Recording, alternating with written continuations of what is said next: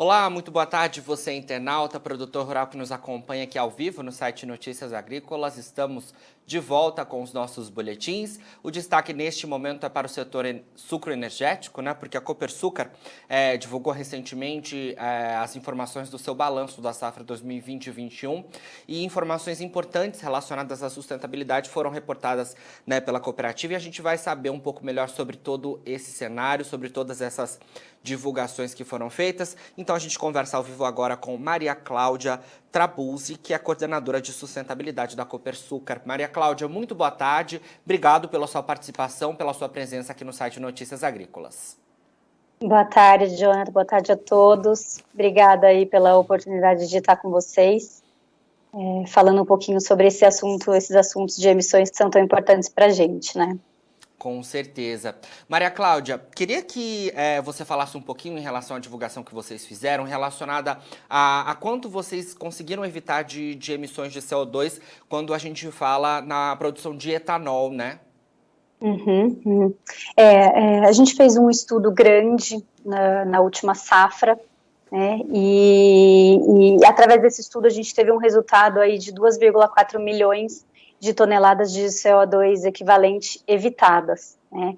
Então, o estudo, ele contabiliza todas as emissões do ecossistema Copersucar, né? Quando a gente fala ecossistema Copersucar, a gente está falando de usinas, terminais e os nossos fornecedores também. Então, essas emissões evitadas, como o próprio nome já diz, são as emissões que a gente deixa de emitir, né? Então, pela substituição do etanol, da substituição do etanol da gasolina pelo etanol, né? Então, esse estudo foi feito com dados desde 2015, quando a gente começa a elaborar o nosso relatório de inventário de gases de efeito estufa, e levantando informações de escopo 1, escopo 2 e escopo 3, né? Acho que vale explicar um pouquinho esses três escopos, né? Não sei se todo mundo está na mesma página que a gente. Então, o escopo 1, essa metodologia é do GHG Protocol. O escopo 1 seriam as emissões diretas da empresa, né? Que seria combustão móvel, combustão estacionária, então fontes de emissão de combustível de diesel, de gasolina, dos combustíveis fósseis, seriam as emissões fugitivas também, que são de gases refrigerantes, né, dos ares condicionados, são emissões industriais, tudo que é de gestão da empresa, né? Escopo 2 seria energia elétrica, consumo de energia elétrica, energia comprada. E o escopo 3 seriam as emissões indiretas, que são emissões basicamente de fornecedores, tá?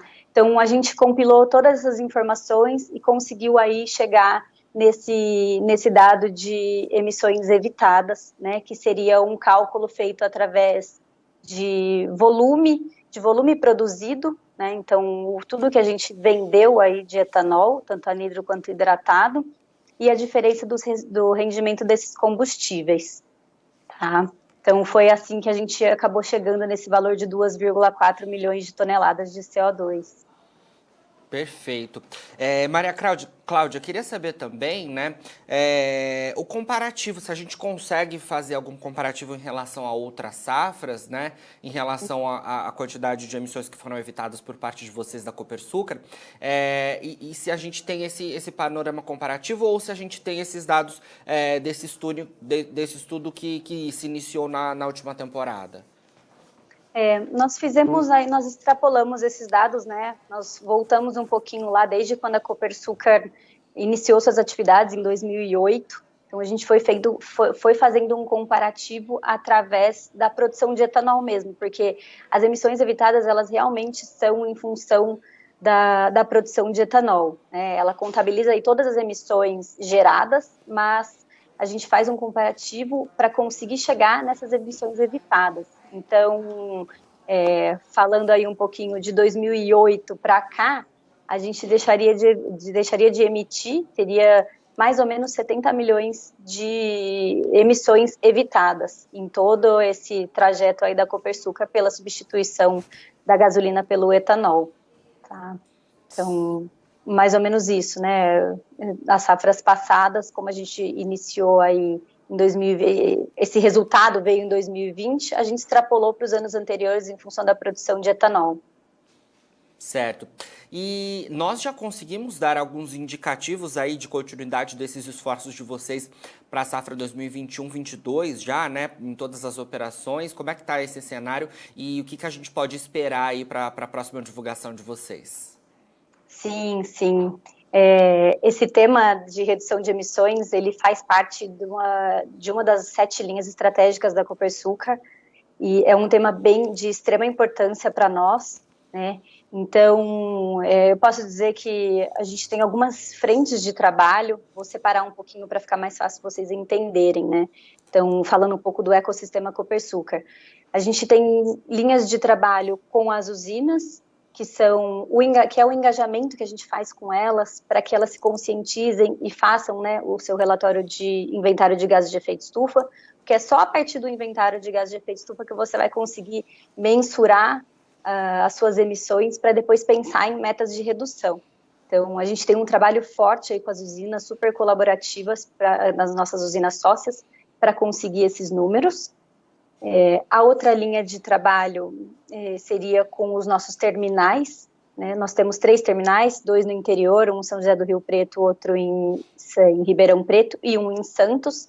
Também temos um trabalho bastante forte internamente, que são pontos que a gente já identificou, né? Pontos que a gente já identificou que a gente consegue fazer talvez projetos ou alguma melhoria para que a gente tenha uma redução de emissões. Temos também a sede, que a nossa sede fica em São Paulo, então desde a construção aí do nosso escritório, a gente mudou para o escritório novo agora no começo do ano passado, a gente pensou desde a construção o que poderia ser, o que a gente poderia fazer para para usar materiais na obra que tenham menos impacto, para depois ter uma destinação de resíduos correta, né, que também influencia aí nas emissões, e o consumo de energia elétrica, né. E aí, por último, eu citaria os nossos fornecedores. A gente tem um trabalho bem interessante que a gente começou a fazer já tem algum tempo, 2, 3 anos, com as nossas transportadoras, que também é um trabalho de engajamento e conscientização para que elas elaborem os seus inventários de gases de efeito estufa, para também no futuro elas também terem metas de redução, né, assim como a gente tem. Então, todos esses trabalhos que a gente está fazendo são trabalhos para identificar todas as nossas fontes de emissão e propor uma meta de redução muito em breve, né? A nossa ideia, a nossa meta é conseguir ter uma meta de redução de emissões nessa safra ainda 21-22. Bacana, excelente.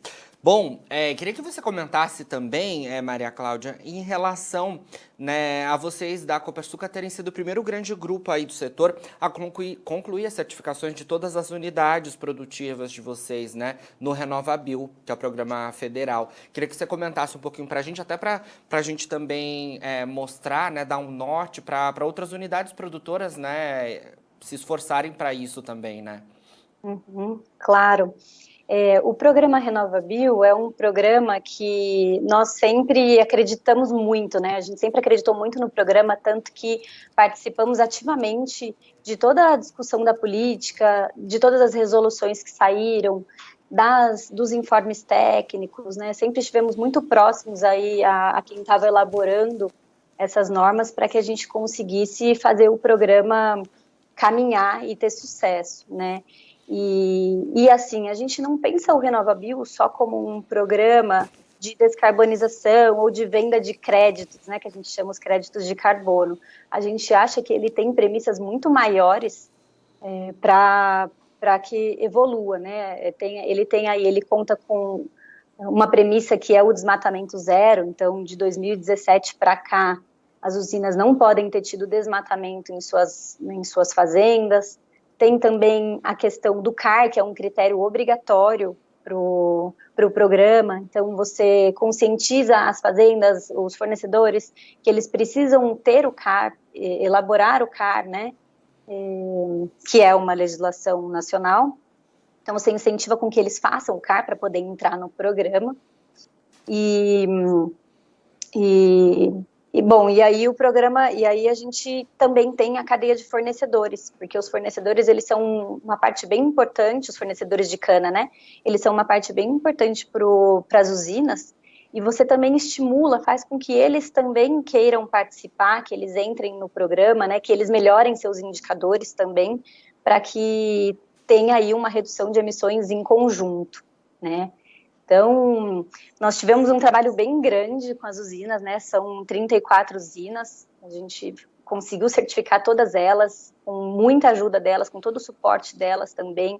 A gente conseguiu com que a gente terminasse todas as certificações no ano passado, e esse ano a gente já deu início às recertificações. Então, algumas usinas já começaram a olhar para aqueles indicadores que elas levantaram e identificaram alguns indicadores que elas já podiam melhorar, e melhoraram.